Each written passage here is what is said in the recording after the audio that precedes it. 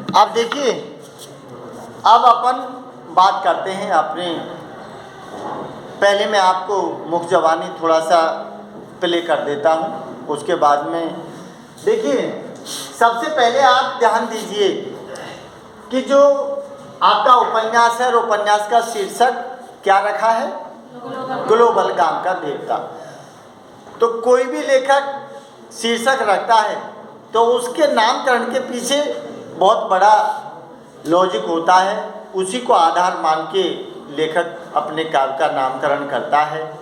नामकरण कभी कोई स्थान विशेष के आधार पर होता है, कभी कोई घटना विशेष के आधार पर होता है, कभी नायक नायिका के नाम के आधार पर होता है, तो कुछ भी आधार हो सकता है। लेकिन इन्होंने जिस तरह का शीर्षक रखा है ग्लोबल गांव का देवता, तो सबसे पहले बात तो यह आती है कि सब ग्लोबल क्या है, गांव का देवता क्या है।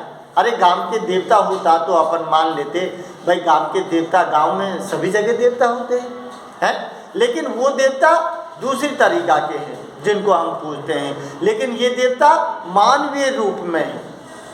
ये कौन से देवता है? जो मानवीय रूप में है।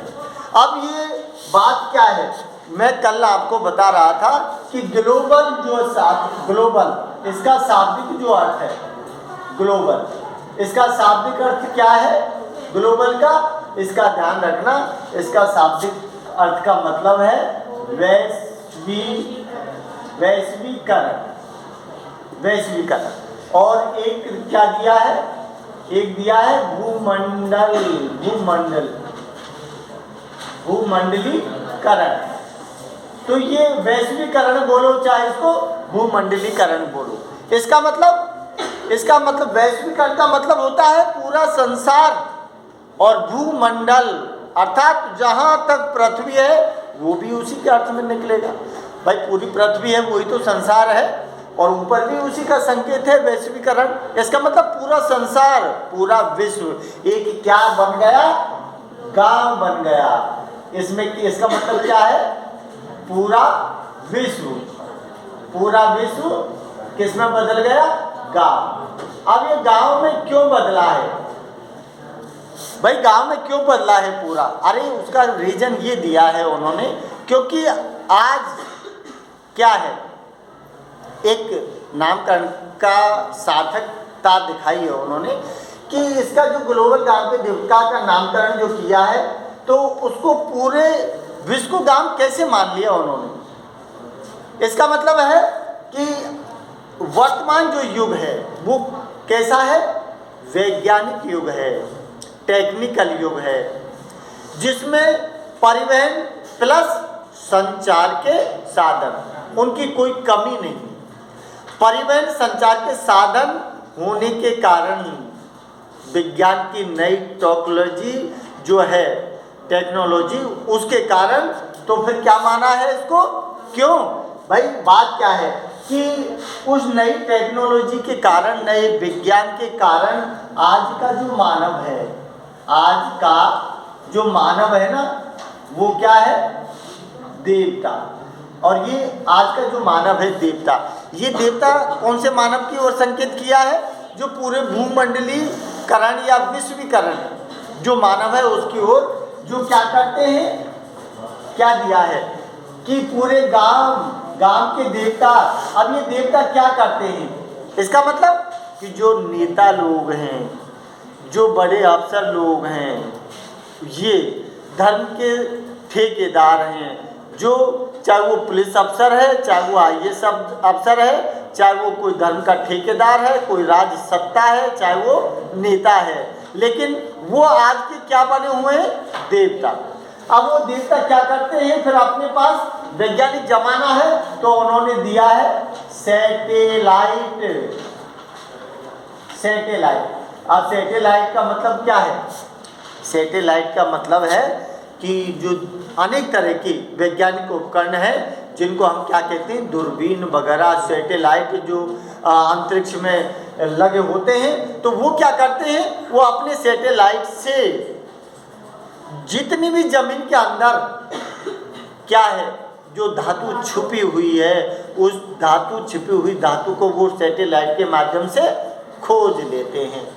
अब खोजते खोजते वो कहाँ पहुँचते हैं, वो खोजते खोजते उसको कहाँ पहुँचते हैं, वो पहुँचते हैं फिर आदिवासी क्षेत्र में। आदिवासी जो क्षेत्र है ना वहाँ पहुँचते हैं और फिर वहाँ उनको क्या करते हैं, वहाँ से उनको निकाल देते हैं। अब निकालने का जो संघर्ष है, यही संघर्ष को आधार बनाया है किसने, रणेंद्र सिंह ने। किसने बनाया है, रणेंद्र सिंह ने। तो ग्लोबल समझ गए, ग्लोबल क्या है, ग्लोबल का मतलब है पूरा विश्व भूमंडलीकरण, जो ये गांव की तरह है। गांव की तरह क्यों है, क्योंकि वर्तमान में वैज्ञानिक युग है, इसलिए वैज्ञानिक युग के पास क्या है, परिवहन साधन और संसाधन और संचार के जो साधन हैं उनके माध्यम से वो सारी चीज़ों को खोज लेते हैं। तो पूरा संसार का नाम क्या दे दिया, एक गांव, और गांव में क्या दिखाएं, देवता।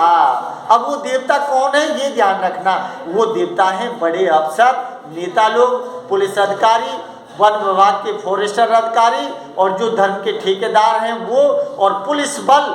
बस सरकार ने इशारा कर दिया और सरकार ने कह दिया कि ये जो आदिवासी जनजाति क्षेत्र है, यहाँ बॉक्साइट है, यहाँ एल्युमिनियम है, यहाँ सोना है, यहाँ चांदी है, तो बोले इनको खाली करवा दो। बस यहाँ के संघर्ष की कहानी शुरुआत होती है, यहीं से। समझे ग्लोबल गांव का देवता कैसे टाइटल रखा है उन्होंने, आया कुछ समझ। अब देखिए, अब इसमें नायक के रूप में अपन बात करें तो नायक के रूप में आपके सामने बहुत सारे 12 नाम लिखाए हैं मैंने नायक के रूप में। लेकिन नायक कौन है, अरे नायक वो होता है जो खुद दृष्टा होता है, जो खुद उन परिस्थितियों में रह चुका है, जिसने उसको देखा है, जिसने उसको भोगा है।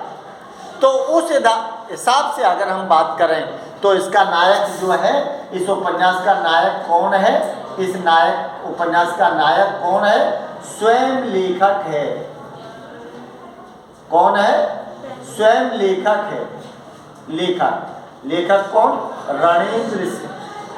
रणेंद्र, ये स्वयं लेखक ही इसका नायक है, ध्यान रखना। अब देखिए, अब मैं थोड़ा सा संक्षिप्त रूप में आपके सामने बताता हूँ इसकी स्थिति। ग्लोबल गांव का देवता जो उपन्यास रणेंद्र सिंह ने लिखा है, वो आदिवासी जनजाति जो जंगलों में निवास करती है, पता नहीं कि वो किस छन्नी से छन कर बचे हुए अपशिष्ट की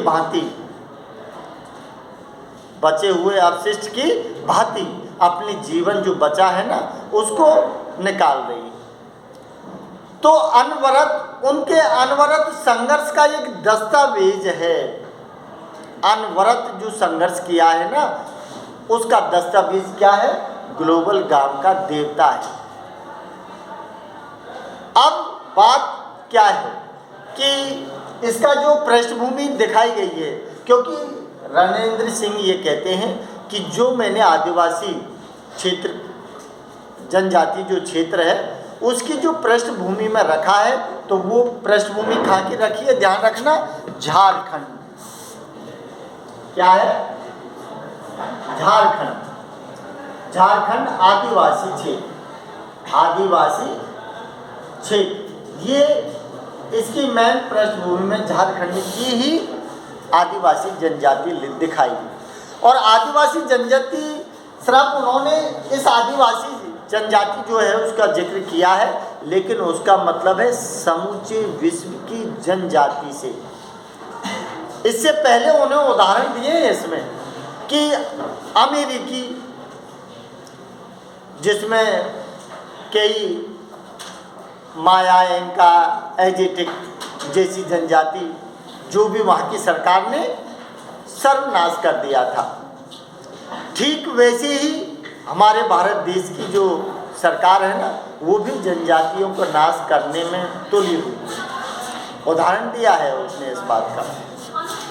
तो अब ये बात करता है यहाँ से शुरुआत कि मैंने ग्लोबल गांव के देवता जो आदिवासी जनजाति है, जो किसी तरह से छन्नी से छनकर अवशिष्ट रूप में बची हुई है, जिनकी न तो कोई सभ्यता है, न कोई उनकी संस्कृति है, न उनकी कोई भाषा है, न कोई उनका कोई रोजगार है, मतलब कुछ भी नहीं है उनके पास, न अपनी कोई संस्कृति है।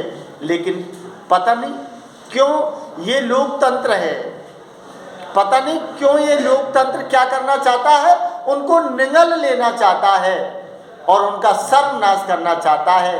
क्यों? क्योंकि ये जो मानव है ना, ये बहुत स्वार्थी है। ये उनको भगाकर उनकी जगह अनेक तरह के क्या करना चाहता है, उत्पादन करना चाहता है और अपनी जो माल कमाई है ना उसको कमाना चाहता है, उनके जीवन को बर्बाद करना चाहता है। तो उन्होंने इस तरह की बात को रखा है जो सरकार ध्यान नहीं दे पाती है। फिर मजबूरन में वो क्या बनते हैं, झारखंड का जो क्षेत्र है, इस आदिवासी क्षेत्र के जो लोग हैं इनको क्या देते, नाम क्या दिया, नक्सलवाद। नक्सलवाद ये नाम दिया है इस आदिवासी क्षेत्र को। लेकिन वो कहता है कि मैं नक्सलवाद नहीं मानता। अरे नक्सलवाद तो हमने बनाया है उनको, क्योंकि उनकी मूलभूत जो आवश्यकताएं हैं ना उन पर ध्यान नहीं दिया। अगर उनकी मूलभूत आवश्यकताओं पर ध्यान दिया होता तो वो आज नक्सली नहीं बनते। बस यही कारण है कि सरकार का जो रवैया है ना, कार्य करने का तरीका, वो गलत है। तो ये क्या है, ये आपको ध्यान रखना है कि ग्लोबल गांव का देवता का प्रकाशन 2009 में हुआ है। रणेंद्र जी ने उसकी पृष्ठभूमि में झारखंड आदिवासी जो क्षेत्र है उसको अपनी उपन्यास का क्या बनाया है, मेन आधार बनाया है। अब इस उपन्यास का नायक कोई और नहीं, स्वयं खुद लेखक रणेंद्र है। अब देखिए ये अपनी बात शुरुआत करता है, जैसे दिखाई है इसमें।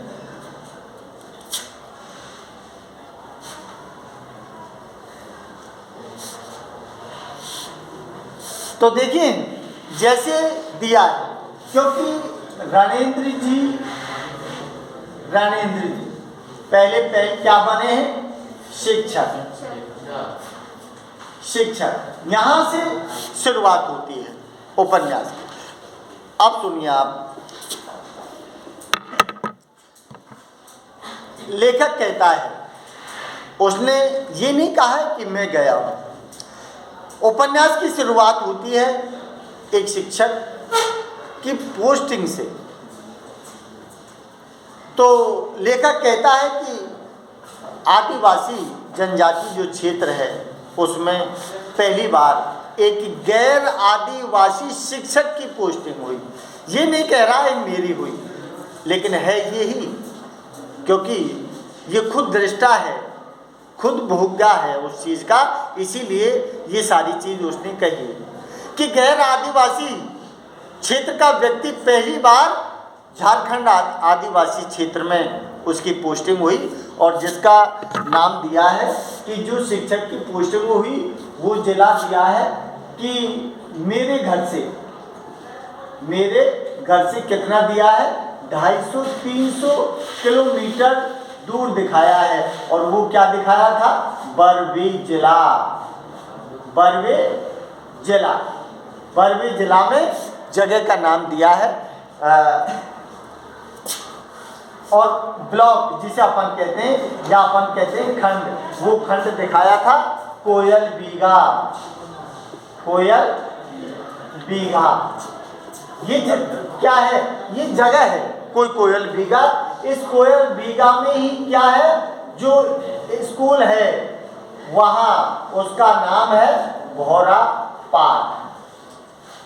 पाठ। इसमें कई आएंगे, पाथर पाठ आएगा, सकुआ पाठ आएगा, भौरा पाठ आएगा, क्योंकि झारखंड की भूमि का वर्णन है तो इसी तरह के नाम है वहाँ।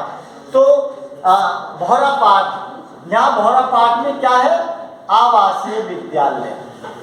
यहाँ क्या है, आवासीय विद्यालय है। किसका, हाँ गर्ल्स, आवासीय विद्यालय गर्ल्स है। और इसी आवासीय विद्यालय में इस शिक्षक की पोस्टिंग हुई है। ये आवासीय विद्यालय में इसी शिक्षक की पोस्टिंग हुई है यहाँ, जो किसका टीचर है, विज्ञान का है, विज्ञान का। और किस पोस्ट पर हुआ है, सेकंड ग्रेड, सेकंड ग्रेड के टीचर में पोस्टिंग हुई है इसकी। पोस्टिंग कहाँ हुई है कि मेरे घर से कम 250-300 किलोमीटर है, जो बरवे जिला है। बरवे जिले में प्रखंड दिया है, खंड दिया है जो कोयल बीघा के नाम से जाना जाता है। तो वहाँ कोयल बीघा में जगह का नाम है भौरापाट, जो एक पहाड़ी पर बसा हुआ क्षेत्र है, और वहाँ एक आवासीय विद्यालय है, और वो आवासीय विद्यालय था गर्ल्स विद्यालय। उसमें मेरे विज्ञान के पद पर सेकंड ग्रेड में पोस्टिंग हुई थी। तो जब मेरी पोस्टिंग हुई थी तो खुशी तो बहुत हुई थी, क्यों भाई, सीधी बात है कि नौकरी लगेगी तो खुश तो होना था। लेकिन इतनी दूर पोस्टिंग हुई तो मुझे तो हालत ख़राब हो गई। तो मैं सोचने लगा यार कि यार नौकरी क्यों लग गई, नहीं लगती तो ही बढ़िया। क्यों भाई, अब से पहले उसने जैसे सुन रखा है कि आदिवासी क्षेत्र है जिसमें क्या है, नक्सलवाद का पूरा एरिया दिखाया है, तो उस हिसाब से वो घबराया हुआ था। तो उसके कारण उसने क्या किया है कि मेरी पोस्टिंग यहाँ हुई, और यहाँ उसके बाद में जय हो प्रभु